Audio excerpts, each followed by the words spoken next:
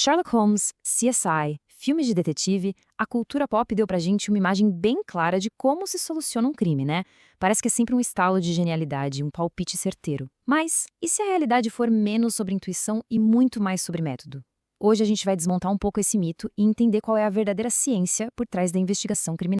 E tá aí a grande diferença. De um lado, essa ideia do insight mágico que a TV adora mostrar, do outro, o processo metódico da vida real.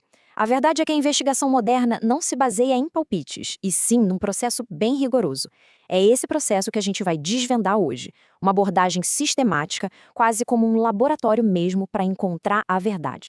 Então, o nosso primeiro ponto é fundamental. Entender que a investigação é uma disciplina científica e não um truque de mágica. Pensa nisso como um método científico que a gente aprende na escola, só que aplicado ao crime. Em vez de começar com o suspeito, o investigador começa com as evidências, com os fatos. A partir dali, ele formula uma hipótese, o que poderia explicar esses fatos. E essa hipótese, claro, é rigorosamente testada. Essa lógica que transforma uma suspeita em algo concreto, uma prova que se sustenta num tribunal. Olha que interessante, a própria origem da palavra já dá a dica. Investigar vem do latim investigare, que significa seguir vestígios, rastrear e examinar com muita atenção. Ou seja, a ideia de um método cuidadoso, detalhado, está na raiz do conceito. Não é sobre adivinhação, é sobre seguir as pegadas que foram deixadas para trás. E essa mudança, olha, é uma verdadeira revolução. Antigamente, a investigação podia ser meio instável. Muitas vezes era baseada na experiência pessoal de cada policial, sabe? Em métodos que funcionaram uma vez, mas não eram padronizados. A abordagem científica vem para organizar esse caos. Ela cria uma base sólida de conhecimento que se apoia na psicologia, na sociologia e em outras ciências para que o trabalho seja consistente e, claro, muito mais confiável. Certo. Se a investigação é uma ciência, de onde vêm os dados? Essencialmente, de duas fontes primárias. Toda investigação, no fundo, se alimenta dessas duas fontes.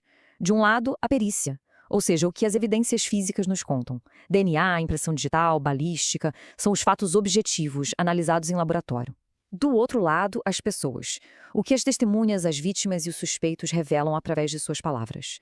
O segredo para resolver esse quebra-cabeça está quase sempre em cruzar o que a ciência diz com o que as pessoas dizem. Agora que a gente já sabe quais são as fontes, vamos ver como os investigadores coletam essas informações. Eles têm uma verdadeira caixa de ferramentas à disposição. E essa caixa de ferramentas moderna é incrivelmente variada. Não existe uma fórmula única para solucionar um crime, sabe? O grande segredo é saber qual ferramenta usar e, principalmente, em que momento usar. E que variedade, hein? A gente tem desde as clássicas campanas, aquela vigilância discreta, até a infiltração de agentes em organizações criminosas, passa também pelo uso de informantes, a busca de dados em fontes abertas como a internet e redes sociais e até a interceptação telefônica.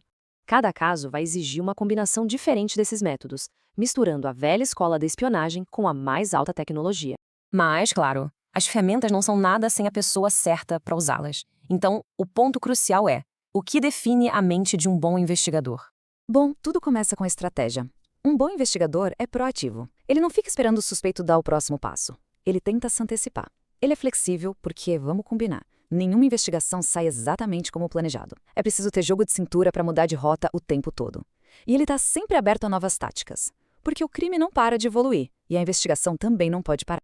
Depois vem as habilidades mentais. É preciso ter um faro para a oportunidade, sabe? Saber o momento exato de agir, ser criativo, pensar em soluções que talvez ninguém mais tenha visto e ter uma desconfiança saudável, aquela pulga atrás da orelha, questionando tudo e todos, porque a primeira versão da história raramente é a completa. E, acima de tudo, ser versátil, um verdadeiro canivete suíço capaz de se adaptar a qualquer desafio.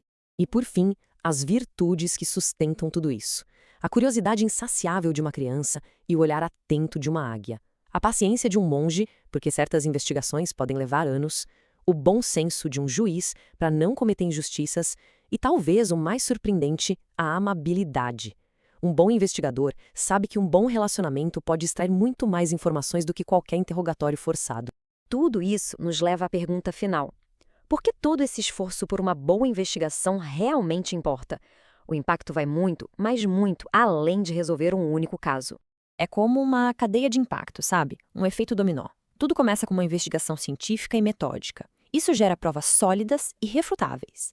Com provas sólidas, o sistema de justiça pode funcionar como deveria, baseado em fatos e não em achismos. E um sistema de justiça que funciona bem não só resolve crimes, mas também informa políticas públicas, ajudando a prevenir crimes no futuro. Uma única investigação bem feita pode reverberar por toda a sociedade. É como diz a citação: uma boa investigação vai estabelecer paradigmas significativos de interesse público. Isso quer dizer que o trabalho bem feito em um caso pode ter um efeito cascata, influenciando positivamente a segurança e a justiça para todo mundo. E isso nos deixa com uma reflexão final.